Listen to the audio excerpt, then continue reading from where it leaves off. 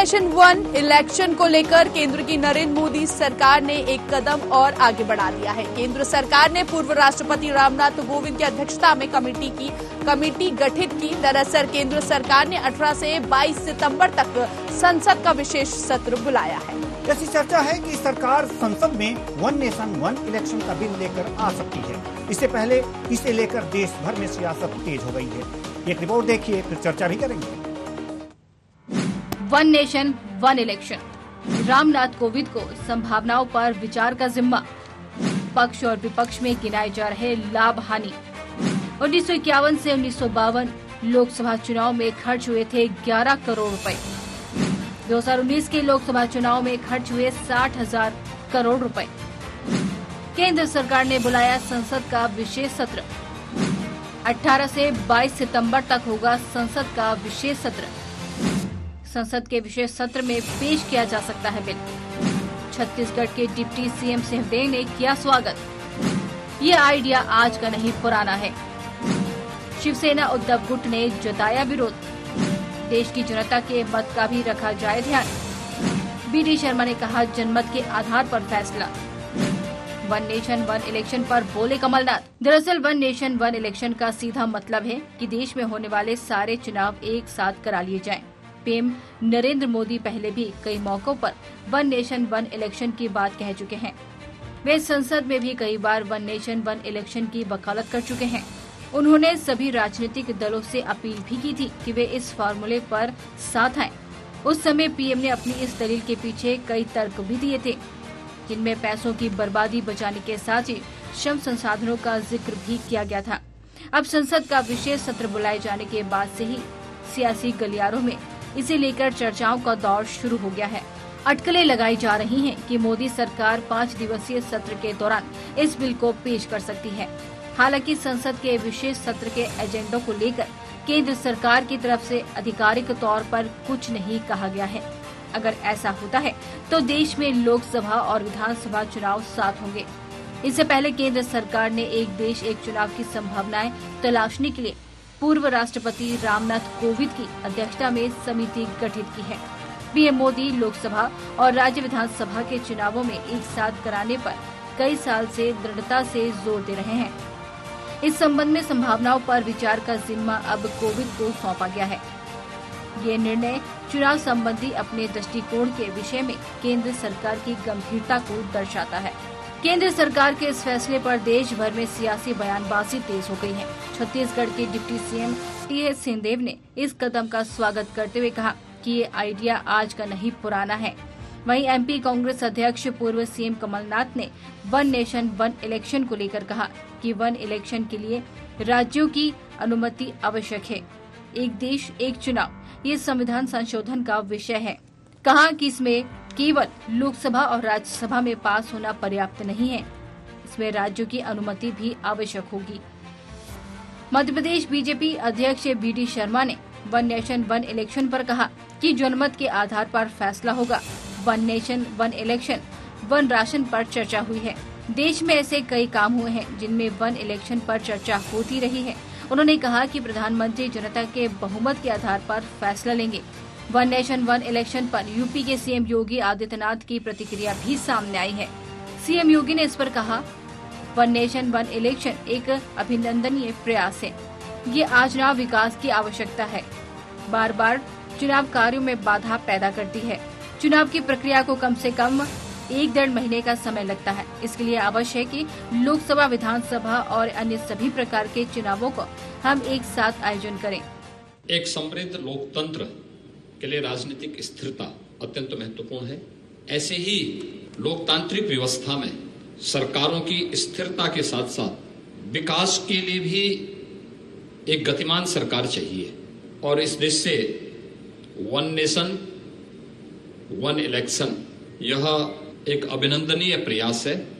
हमें प्रसन्नता है जानकर के कि वन नेशन वन इलेक्शन के लिए जो कमेटी बनी है, इसके अध्यक्ष पूर्व राष्ट्रपति माननीय श्री रामनाथ कोविंद जी को की अध्यक्षता में बनी है। इस अभिनव पहल के लिए मैं देश की सबसे बड़ी आबादी के राज्य उत्तर प्रदेश की जनता की ओर से आदरणीय प्रधानमंत्री जी का हृदय से आभार व्यक्त करता हूं। नवंबर दिसंबर में देश में 5 राज्यों मध्य प्रदेश, छत्तीसगढ़, राजस्थान, मिजोरम और तेलंगाना विधानसभा चुनाव होने वाले हैं। इसके बाद अगले साल 2024 में मई जून में लोकसभा चुनाव हो सकते हैं, लेकिन इससे पहले वन नेशन वन इलेक्शन के मसले पर देश में नई सियासी बहस छिड़ गई है। नुकसान और फायदे गिनाए जा रहे हैं। ऐसे में देखना होगा कि केंद्र सरकार का ये कदम कितना आगे बढ़ता है। आम जन में भी ये जिज्ञासा है कि क्या वाकई देश में सभी चुनाव एक साथ कराए जा सकते हैं। Desk report, news hour, Bhopal. One nation one election को लेकर लगातार घमासान यहाँ पर मचा हुआ है और कोई इसका स्वागत कर रहा है तो कोई इसका विरोध कर रहा है। आज इसी मुद्दे पर बातचीत करेंगे। हमारे साथ सवाल यहाँ पर यह है कि वन नेशन वन इलेक्शन की आवश्यकता क्यों पड़ी और आखिर ये जो सरकार है लगातार कई सालों से ये कह रही है कि वन नेशन वन इलेक्शन होना चाहिए, जबकि यह भी कहा जा रहा है कि लोकसभा और राज्यसभा में बिल ला करके ये पास करा दिया जाएगा। लेकिन एक सवाल ये भी यहाँ पर उठता है कि अगर जो लोकसभा और राज्यसभा से बिल पास हो जाता है तो इसमें राज्यों की सहमति भी आवश्यक है। अगर राज्य सहमति नहीं देते हैं तो क्या स्थितियां बनेगी। लेकिन सवाल यहाँ पर यह है कि जो इसके लिए तर्क दिए जा रहे हैं कि वन नेशन वन इलेक्शन होना चाहिए, उसके पीछे तर्क ये सबसे बड़ा ये है कि जितनी बार इलेक्शन होता है 1-1.5 महीने जो है वो आचार संहिता लगती है और उसमें विकास के काम रुक जाते हैं। तो ऐसे में अगर जो हर साल इलेक्शन हो रहे हैं, किन्हीं क्षेत्रों में हो रहे हैं, तो उसमें यह होता है कि 1-1.5 साल, जो 12 महीने का 1 साल होता है उसमें 1-1.5 महीने जो हैं वो रुक जाते हैं, विकास अवरुद्ध हो जाता है, कोई काम नहीं होता और लगातार खर्चे भी बढ़ते हैं। दूसरी बात यह है कि खर्चे भी बढ़ते हैं।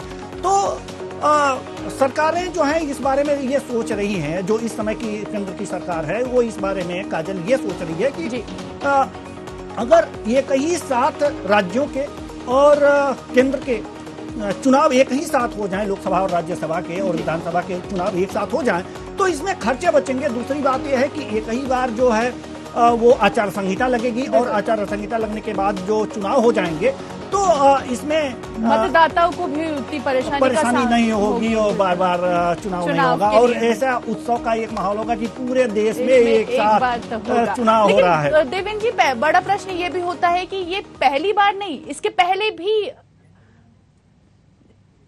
पहले भी चुनाव इसी तरह के हुए थे जी। हाँ, कुल मिलाकर के इस तरह की चर्चाएं ज्यादा हैं, लेकिन सवाल यहाँ पर यह है कि जिन राज्यों में सरकार नहीं है बीजेपी की, उसमें क्या स्थितियां होंगी। आज इसी मुद्दे पर हम चर्चा करेंगे और तमाम सवाल हैं, इसका जवाब लेने का प्रयास करेंगे।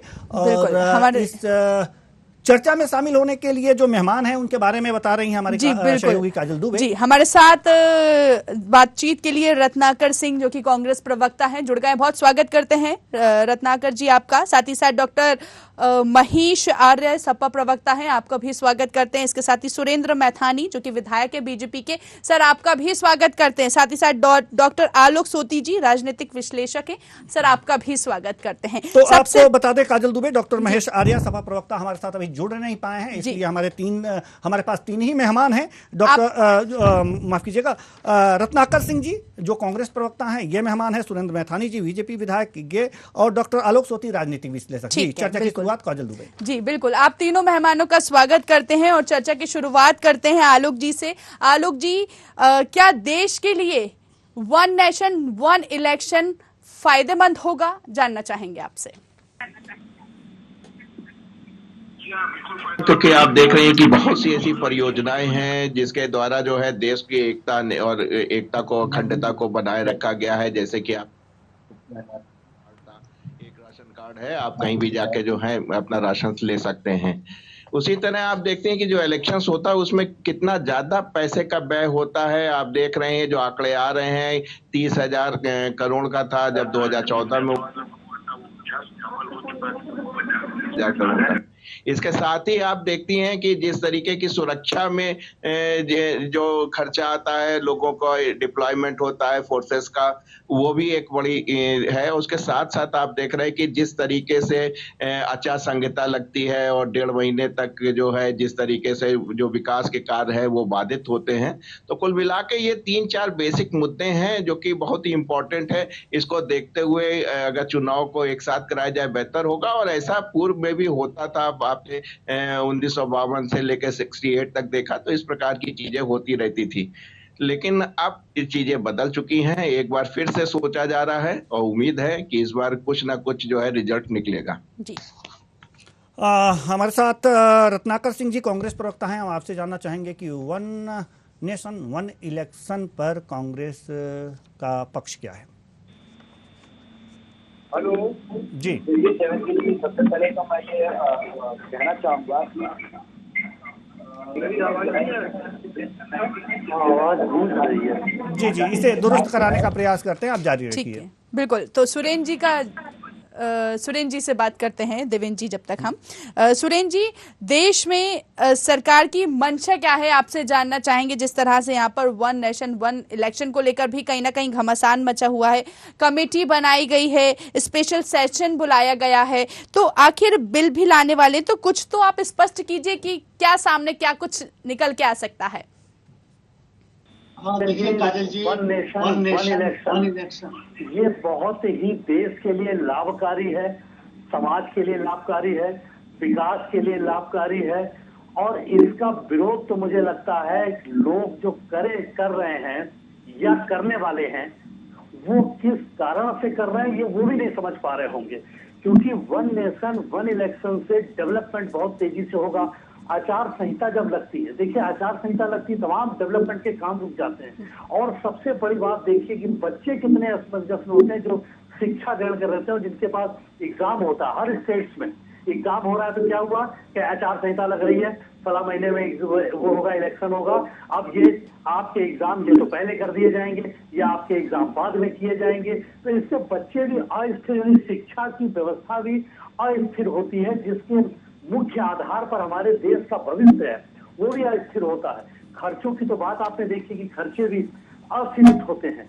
आप शुरुआत से 67 तक तो वन नेशन वन इलेक्शन ही होता था, और इस पर कमेटी भी जो हमारे बनाई गई है उसमें पूर्व राष्ट्रपति महामहिम हमारे रामनाथ कोविंद जी को उसका अध्यक्ष है। मतलब सरकार भी चाहती है, मोदी जी भी चाहते हैं कि निष्पक्ष रूप से आम जनता की राय आ जाए। रही बात अगर किसी विपक्षी दल ने उसमें कोई अपनी राय देनी हो तो लोकसभा यानी संसद उसका चर्चा का पूरा मंदिर है।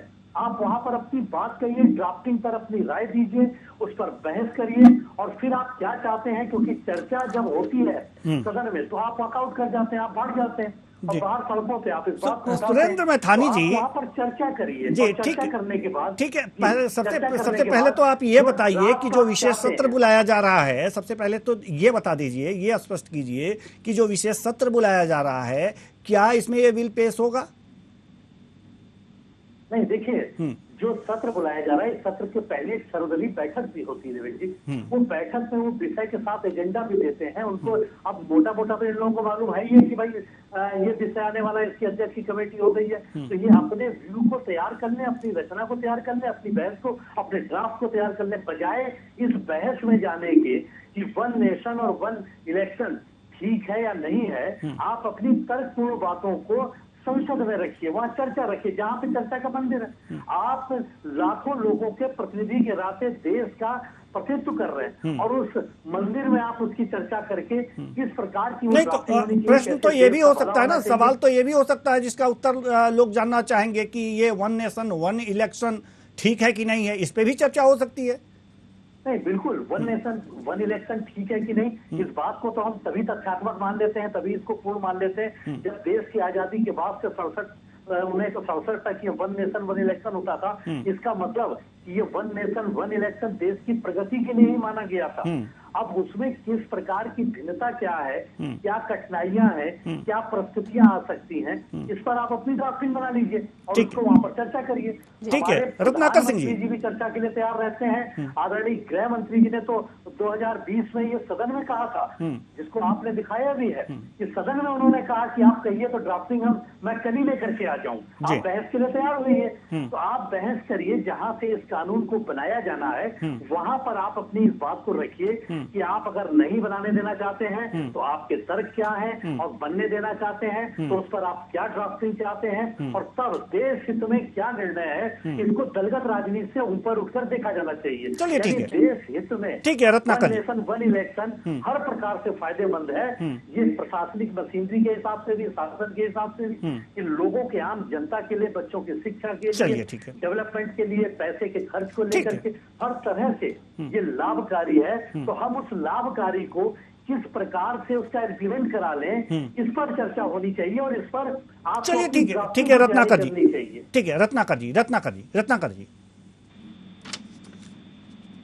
देवेंद्र जी देखिए, सबसे पहले मैं आपको ये बताना चाहूंगा कि ये वन नेशन वन इलेक्शन जो है ये आजादी के बाद शुरू हुआ और ये 1960, लेकिन कहीं ना कहीं व्यावहारिक दृष्टिकोण से अगर देखा जाए तो ये वन नेशन वन इलेक्शन का जो है सफल जो है नहीं हो पाया। कारण उसका ये था कि जब विधानसभा भंग कर दिए जाते थे तो राज्य में इलेक्शन कराए जाते थे, और अगर सरकार, केंद्र की सरकार अल्पमत में आ जाती थी तो फिर से चुनाव कराए जाते थे।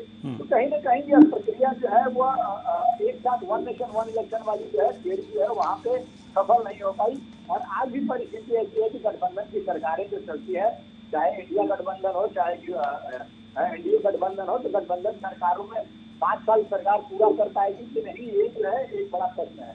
और राज्यों में विधानसभा के चुनाव, राज्यों का विधानसभा जब भंग हो जाता है, जब राष्ट्रपति शासन लगाया जाता है, तो ये प्रक्रिया जो है व्यवहारिक दृष्टिकोण से कहीं न कहीं जो सफल होती नजर नहीं आ रही। दूसरी चीज मैं ये कहना चाहूंगा कि भारतीय जनता पार्टी, देखिए क्या होता है, आज के चुनाव एकदम नजदीक आ गया, तकरीबन 6 महीने चुनाव बचे हुए हैं अभी, और देश के जो मुद्दे हैं उन मुद्दों से ध्यान भटकाने के लिए ये इस तरह के एक प्रोपेगेंडा लेकर आते हैं। इस तरह से ये प्रोपेगेंडा लेकर आते हैं, मैं बता रहा हूँ आपको। ये इनकी मंशा अगर रिफॉर्म की होती तो इन्होंने उत्तराखंड का जब चुनाव हुआ था उस समय भी उन्होंने कहा था कि यूसीसी लेकर के आएंगे, लेकिन आज तक, अभी तक यूसीसी लेकर आना तो दूर छोड़िए, कह रहे थे कि मानसून सत्र में लेकर आएंगे, उसका ड्राफ्ट तक ये नहीं तैयार कर पाए। दूसरी चीज, इसी के तहत कहीं वन नेशन वन इलेक्शन में जिस प्रकार प्रहलाद जोशी कह रहे थे कि अभी समिति बनी है, उसका रिपोर्ट आएगा, ड्राफ्ट बनेगा, फिर चर्चा होगा, फिर उसको लागू किया जाएगा। तो ये प्रक्रिया जो है काफी लंबी प्रक्रिया है। ये 5 दिन का जो विशेष सत्र बुलाया जा रहा है उसमें ये पारित होने वाला नहीं है। मैं फिर से कहना चाहता हूँ, सिर्फ और सिर्फ देश के मुद्दों से ध्यान भटकाने के लिए, लोगों को डिस्ट्रैक्ट करने के लिए इस तरह का जो है समुफेबाजी जो है की जाती है भारतीय जनता पार्टी की तरफ से। उसी प्रकार ये कर करके प्रोपेगेंडा, जिस प्रकार कोविड में ताली थाली बजाकर और फायदा गिरा रहे थे, ये फायदा होगा वो फायदा होगा। अब मैं आपको बता देना चाहता हूँ देवेंद्र जी कि कितना मुश्किल है वन नेशन वन इलेक्शन का जो है ये पास कराना। पहले 3 समितियां जो है, 3 समितियों ने अपनी रिपोर्ट दी है, उसमें कहा है कि संविधान के अनुच्छेद में 5 बदलाव करने पड़ेंगे, और 5 बदलाव करने के लिए लोकसभा में भी 3/4 की मेजॉरिटी से उसको पास कराना पड़ेगा, राज्यसभा में भी 3/4 की मेजॉरिटी में उसको पास कराना पड़ेगा, उसके बाद राज्य के असेंबली में भी इसको पारित कराना पड़ेगा, तब जाकर के ये जो है वन नेशन वन इलेक्शन जो है वो इम्प्लीमेंट हो सकता है। तो ये बहुत लंबी और बड़ी जटिल प्रक्रिया है। इस प्रक्रिया को काफी समय लगेगा, और जैसा कि अभी 6 महीने से चुनाव बचा है, तो भारतीय जनता पार्टी जिस प्रकार चुनाव में यूसीसी करके वोट मांगती है, उसी प्रकार जो है आने वाले चुनाव में भी वन नेशन वन इलेक्शन से भी वोट मांगने का काम करेगी। और इनका मंशा रिफॉर्म का नहीं है, इनका मंशा सिर्फ और सिर्फ प्रोपेगेंडा का है, जैसे इन्होंने ताली और थाली बजाकर प्रोपेगेंडा पूर्व साल में क्रिएट किया था। ठीक है, बिल्कुल। मैथानी जी, यहाँ पर कांग्रेस की तरफ से आरोप लग रहा है कि जनता को भटकाने का काम कर रही है बीजेपी इस तरह के मुद्दे उठाकर। जी देखिए काजल जी, मैं इनकी यही एक कठिनाई है, यही दिक्कत है। ये लोग एक तो वन नेशन वन इलेक्शन पर डिबेट हो रही है, ये उस डिबेट को कहीं और ले जाना चाहते हैं, क्योंकि इनके पास कहने के लिए मुझे लगता है कुछ नहीं है। क्योंकि इनका स्वभाव आजादी के बाद से उठा करके देखिए तो ये 60-65 वर्षों तक यही कहते रहे, धारा 370 नहीं हट सकती, 35 से नहीं हट सकती, खून की नदियां बह जाएंगी और इसमें बड़ा लंबा टाइम लगेगा। ये प्रक्रिया इतनी आसान नहीं है। ये असल में मैं इनसे यही कहना चाहता हूँ कि भाई आप वहां पर चर्चा करिए, चर्चा से भागिएगा नहीं। आप देख लीजिएगा काजल जी, आज मेरी बात को नोट कर लीजिए, जब चर्चा हो रही होगी ये वॉकआउट कर जाएंगे, भागेंगे ये, क्योंकि इनको पता है कि इनके पास बोलने के लिए कुछ नहीं है। आप यही भ्रम फैलाकर पूरे देश में 370 लोगों पर थोपे हुए थे, कश्मीर पर थोपे हुए थे, और आज कितनी शांति है। कोई मुश्किल काम नहीं, आप देश के हित में अपना खाली मन बना लीजिए, जो आप नहीं बना पा रहे हैं। आप देश कैसे तरक्की करे इसके लिए आप तैयार हो जाइए। आप केवल राजनीतिक रोटियां सेकने के लिए, और अगर आप मोदी जी और भारतीय जनता पार्टी को, चूंकि आप समझ रहे हैं लोग दोबारा सत्ता में लाने के लिए उतावले हैं और आशीर्वाद देने के लिए तैयार बैठे हैं, तो इसलिए आप इन चीजों में भ्रम फैला रहे हैं। लेकिन कोई मुश्किल काम नहीं, कमेटी बैठी है, ड्राफ्टिंग पर आप कह रहे हैं कि भाई विधानसभा बंद हो जाएगी, आप कैसे करेंगे? अरे यही तो राय आपसे लेनी है, यही तो राय जनता की लेनी है। क्यों नहीं आप उस राय को अपने लिए बना करके तैयार करते कि जो आपके राहुल गांधी जी वहां पर आएंगे और वो वहां जाकर के बोले कि भाई हमारी ये राय है। केवल विरोध करने के लिए ही विरोध करना ये देश के हित में नहीं होता है कि हमको केवल विरोध करना है, चाहे देश हित की बात हो या देश उससे बर्बाद हो जाए, लेकिन हमको विरोध करना है। अन्यथा ये 370 भी नहीं हट पाती, 35A भी नहीं हट पाती, तमाम ऐसे पुराने कानून भी नहीं हट पाते, गरीबों को मकान नहीं मिल पाते, लोगों को रोजगार नहीं मिल पाता, 5 लाख का बीमा नहीं हो पाता, मोदी जी इस तरह चलिए ठीक है, पूरे विश्व में नहीं, ठीक है मैथानी जी, सारी चीजें अपज हो गई है। इनके पेट में दर्द सिर्फ इतना है कि वन नेशन वन इलेक्शन अगर होगा तो ये लोग जिनका पूरे देश में सर्व मान्यता नहीं है, ये कैसे अपने अपने क्षेत्रों में चुनाव लड़ पाएंगे? ये इनका स्वार्थ है। क्योंकि जब वन नेशन वन इलेक्शन होगा तो आप बताइए कि समाजवादी पार्टी हो, चाहे ममता बनर्जी हो, चाहे कांग्रेस हो, जो एक ही वोट बैंक को तुष्टीकरण के आधार पर अपना वोट मांगते हैं, वो किस आधार पर किस लिए वोट मांगेंगे? फिर ये आपस में ही उस वोट को भ्रमित करने का काम करेंगे। इनको भय अपने वोट उस वोट बैंक का है जिसके आधार पर ये लोगों को बेवकूफ बना करके और इस देश पर इतने वर्षों तक राज करके इसको काफी पीछे धकेल दिया। इनकी सिर्फ वही सोच है और उतने के भी विरोध है। इनको देश इससे कोई मतलब नहीं, इनको देश में लोगों की सहूलियत के लिए और विकास से भी इनको कोई लेना देना नहीं। अन्यथा आप लोकसभा में जाकर के, सदन के अंदर जाकर के अपनी ड्राफ्टिंग दीजिए, आदरणीय प्रधानमंत्री जी, आदरणीय गृह मंत्री जी उस बात को चर्चा करने के लिए तैयार हैं, तो आप चर्चा करके इन बिंदुओं को रख करके और उसको ठीक करा लीजिए, उसमें क्या कठिनाई है? लेकिन वन नेशन वन इलेक्शन ये तो देश के हित की बात है, इस पर केवल विरोध करना इसका क्या मतलब है? जी बिल्कुल, इसका कोई मतलब नहीं बनता है। लेकिन हम जाएंगे डॉक्टर आलोक सोती जी के पास, राजनीतिक विश्लेषक हैं हमारे साथ जुड़े हुए। क्या लगता है आपको कि जो ये वन नेशन वन इलेक्शन की बातें आ रही हैं, ये सिर्फ चुनाव आने वाला है, 2023 में राज्यों के चुनाव हैं और 2024 में आम चुनाव है, तो क्या इसलिए भी इसकी चर्चाएं जोर पकड़ रही हैं?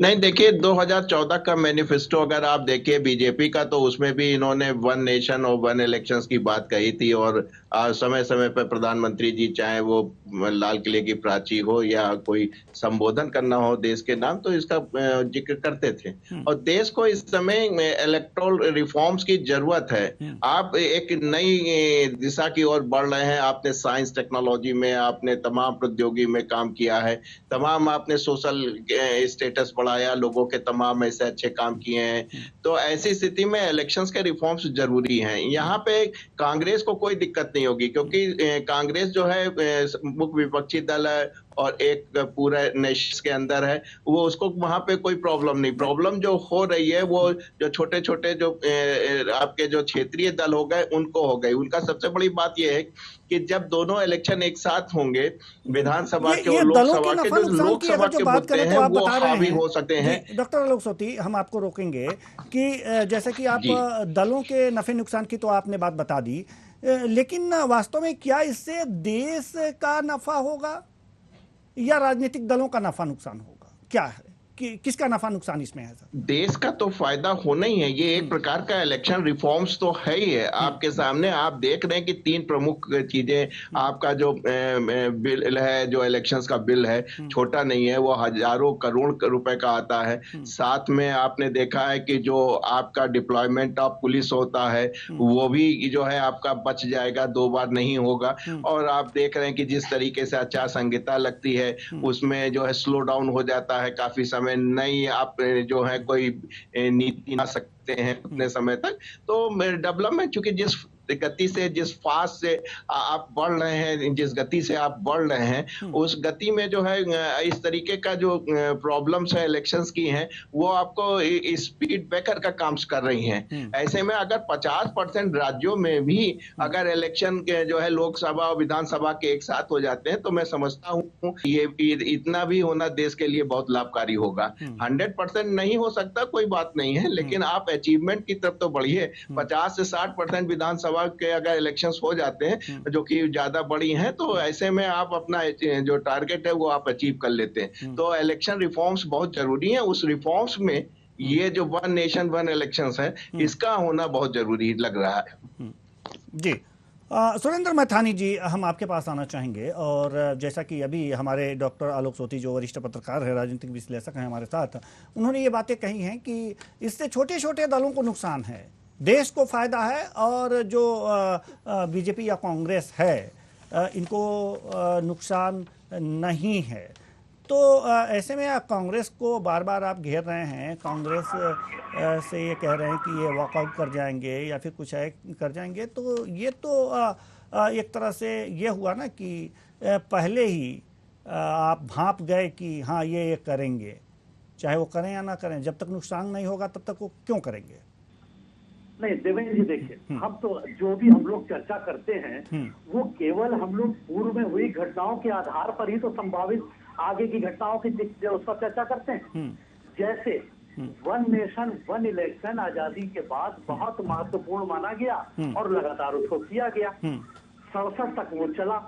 अब इंदिरा गांधी जी जब वहां उस समय प्रधानमंत्री थी, उन्होंने अपने स्वार्थ में या देश की मैं इस पर आरोप नहीं लगाता, मान लीजिए किसी परिस्थिति के अनुसार उन्होंने वो निर्णय लिए जिसके अनुसार इलेक्शनों का डिसबैलेंस हुआ स्टेट में और लोकसभा और विधानसभाओं में, तो उन चीजों को हम ड्राफ्टिंग में ठीक कर सकते हैं। आप देखिए कि लाखों कर्मचारी बीएलओ बन करके लगे हैं और वो विधानसभा के चुनाव हो रहे हैं तो उस पर वो लगे अलग से, उनका भी 6 महीने का टाइम जा रहा है, कोई शिक्षा विभाग से लगाया जा रहा है, कोई कहीं से लगाया जा रहा है, वो विभाग प्रभावित हो रहा है। इसका प्रभाव सालों साल रहता है। अगर एक सरकार 5 साल चलती है तो कम से कम 2 साल तो केवल वो इसी में चला जाता है कि अब ये इलेक्शन हो रहा है, अब ये इलेक्शन हो रहा है, अब ये कर्मचारी वोटर लिस्ट ठीक करें, और उसके बाद मतदाता का भी हाल देखिए आप कि मतदाता भी परेशान रहता, हम लोग परेशान रहते हैं कि भाई हमारा पिछले नगर निगम के चुनाव हुए, नगर पंचायत के चुनाव हुए या पंचायतों के, उसकी वोटर लिस्ट अलग है, विधानसभा और लोकसभा की वोटर लिस्ट अलग है। और मतदाता क्या समझता है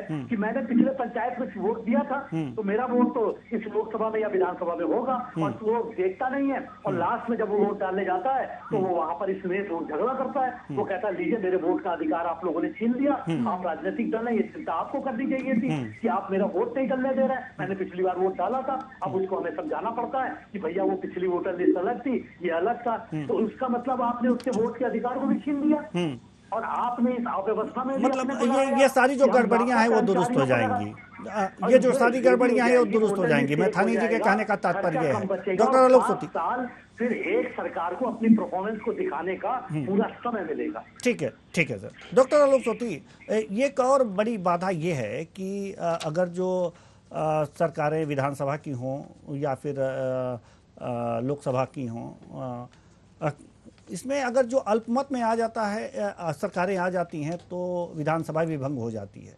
अगर एक साथ मान लीजिए कि एक साथ सरकारें चुनी गई विधानसभा की और केंद्र में लोकसभा की, सरकारें चुन ली गई, लेकिन सरकार बन भी गई, लेकिन बीच में किसी राज्य में सरकार अगर अल्पमत में आ जाती है तो भंग हो जाएगा। फिर 6 महीने का प्रावधान है, 6 महीने के अंदर चुनाव करना है, तो फिर ये कैसे सही होगा? क्या वो लगातार अगर जो 6 महीने के अंदर ही चुनाव हुआ, 6 महीने के अंदर विधानसभा भंग हो गई, तो क्या अब 4.5 साल ऐसे ही चलेगा? नहीं, हम आपको बता रहे हैं, यही बात कह रहे हैं कि वन इलेक्शन वन का मतलब नहीं कि पूरे 29 राज्य और यूनियन टेरिटोरी में सब एक साथ हो। अगर आप 50 से 60% भी कर लेते हैं तब भी आपका जो ऑब्जेक्टिव है, देश बहुत बड़ा है, 140 करोड़ आबादी है, वो आप उसको अपने प्रोजेक्ट को, अपने ऑब्जेक्टिव को वो कंप्लीट माने। जैसा कि मैथानी साहब ने एक बहुत अच्छी प्रैक्टिकल प्रॉब्लम उठाई कि अगर हमारे पास 3 टायर सिस्टम है, लोकसभा, विधानसभा और नीचे पालिका का, तो इसकी जो वोटर लिस्ट होती है वो बिल्कुल अलग ही अलग बनती है। अगर वो एक बन जाए और आपके आधार से लिंक हो जाए तो आपका वोटर आईडी कार्ड हमेशा, कि जैसे कि पैन कार्ड रहता है वैसे आपका वोटर आईडी कार्ड हमेशा बना हुआ है। तो ये भी एक बहुत बड़ी समस्या है जिसका निदान निकाला जा सकता है। तो जैसे जैसे टेक्नोलॉजी और प्रौद्योगिकी आगे बढ़ रही है, तो अगर एक आध कुछ अपवाद आते हैं उसमें अगर फिर से कराना पड़ा तो आप करा सकते हो, उसमें कोई बड़ी बात नहीं है। ऐसा कोई कसम नहीं खा के बैठे हैं कि जब लोकसभा का होगा तभी विधानसभा होगा। नहीं, अगर जो वन नेशन वन इलेक्शन की अगर जो बात ना हो और वोटर लिस्ट की अगर जो बात हो रही है, तो ये तो इसके बगैर भी वन नेशन वन इलेक्शन अगर जो नहीं होता है, इसके बगैर भी ये किया जा सकता है, आधार से लिंक कर दिया जाए, इस तरह की कवायदें हो सकती हैं। जी जी जी जी जी जी जी हाँ, वो भी हो सकता है, लेकिन जब ये आपको इसको लिंक करके ला रहे हैं कि यूनिक आईडी आपको दे रहे हैं अपने हर सिटीजन्स को, तो वोटर आईडी कार्ड में भी मिल जाएगा, तो वो उसका फिर ज्यादा उसको भागना नहीं पड़ेगा और उसका जो है थोड़ा सा उसको अपडेट करने का सिस्टम बन जाएगा ऑनलाइन, तो आप आराम से काम कर सकते हैं। हमारा ये कहना मानना था कि देखिए, अगर आप एनालिसिस कीजिए, पुरानी पृष्ठभूमि देखिए, आप 68 के बाद देखिए कितनी पॉलिटिकल अनस्टेबिलिटी थी। इवन आप देखिए जब 89 में राजीव गांधी जब चुनाव हारे थे और आप 99 तक देखिए, पूरे एक दशक तक कभी भी आपके पास 5 साल सरकार नहीं चली, मिड टर्म पोल ही होते थे। जब मैं एनालिसिस करता था, अपने सीनियर्स थे तो वो कहते थे कि अभी और भी होगा, देखना आलोक, इसमें जो है जब तक मैच्योरिटी नहीं आएगी इंडियन वोटर्स में, इस तरीके का होगा। लेकिन उसके बाद आप देखिए 99 के बाद देखिए अटल जी की सरकार पूरी 2004 तक चली, फिर आपने देखा यूपीए की पूरे जो है 2 टर्म आपकी चली, उसमें कहीं कोई नहीं हुआ, और आप देख रहे हैं कि 2 टर्म से बीजेपी की चल रही। इसका मतलब है कि जो मैच्योरिटी है राजनीतिक रूप से, जो हमारा वोटर्स है, चाहे वो ननकऊ हो, चाहे वो रजाक हो, चाहे रामलाल हो, चाहे बालक राम हो, सबके अंदर ये आ गया है कि हम जो है हमको जो है पॉलिटिकल स्टेबिलिटी देनी है। विशेषकर मैं उत्तर प्रदेश से आता हूं। उत्तर प्रदेश में आप देखिए कि बहुत ज्यादा अनस्टेबिलिटी थी, लेकिन उसके बाद आपने देखा कि मायावती जी की 5 साल की सरकार आई पूर्ण बहुमत की, उसके बाद सपा की पूर्ण बहुमत की आई, और अब बीजेपी की आई है और सेकंड टर्म भी है, लेकिन पूर्ण बहुमत है। तो इसका मतलब है कि जो भारत में राजनीतिक जो कंसंट्रेशन को स्टेबिलिटी और जो समझ है वो हमारे वोटर्स में आ गई है। वो इस कार्यक्रम को अच्छी तरीके से कर सकता है कि वन नेशन और वन इलेक्शंस में काफी हो जाता। मैं फिर से अपनी बात को रिपीट कर रहा हूं कि अगर 50 से 60% विधानसभाओं के इलेक्शंस अगर हम लोग लोकसभा के साथ करा लेंगे, तो एक बहुत बड़ा अमाउंट जो है, कई हजार करोड़ का अमाउंट और टाइम और तमाम चीजें हैं, उसको हम शेप कर सकते हैं, उसको भारत की जनता की बेहतरी के लिए आगे लगा सकते हैं। जी मैथानी जी, जल्दी से आप कुछ कहना चाह रहे हैं, जल्दी से अपनी बात रखिए क्योंकि इस समय समाप्ति की ओर है सर। जी जल्दी से। माध्यम से जो दर्शक सुन रहे हैं या जो कांग्रेस के लोग सुन रहे हैं, मैं उनको केवल एक रिक्वेस्ट करना चाहता हूं कि आप देश हित में इस ड्राफ्ट पर बहस करिए और जो देश हित में आप चाहते हैं उसको वहां संसद में रखिए।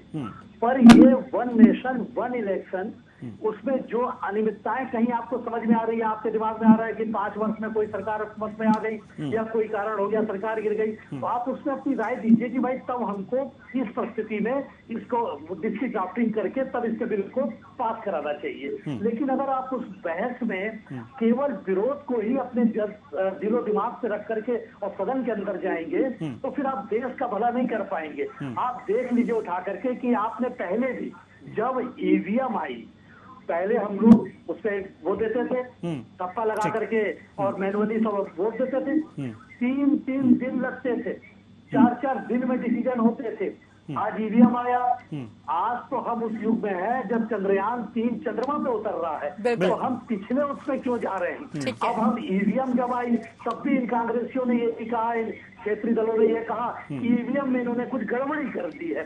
अरे भाई आप डिबेट करो, गड़बड़ी कैसे होगी? जब राहुल गांधी जी लाखों से जीतते हैं तब आपके मुंह में दही जम जाता है, और जब आप कहीं दूसरी जगह हारते हैं तो ईवीएम को दोषी ठहरा देते हैं। ये इनकी प्रवृत्ति है जो इन्होंने शुरू से रखी थी कि 370 मत हटाइए खून की नदियां बहेंगी, 35 सेना हटाइए खून की नदियां बहेंगी। ये इस प्रकार की इनकी प्रवृत्ति रही है।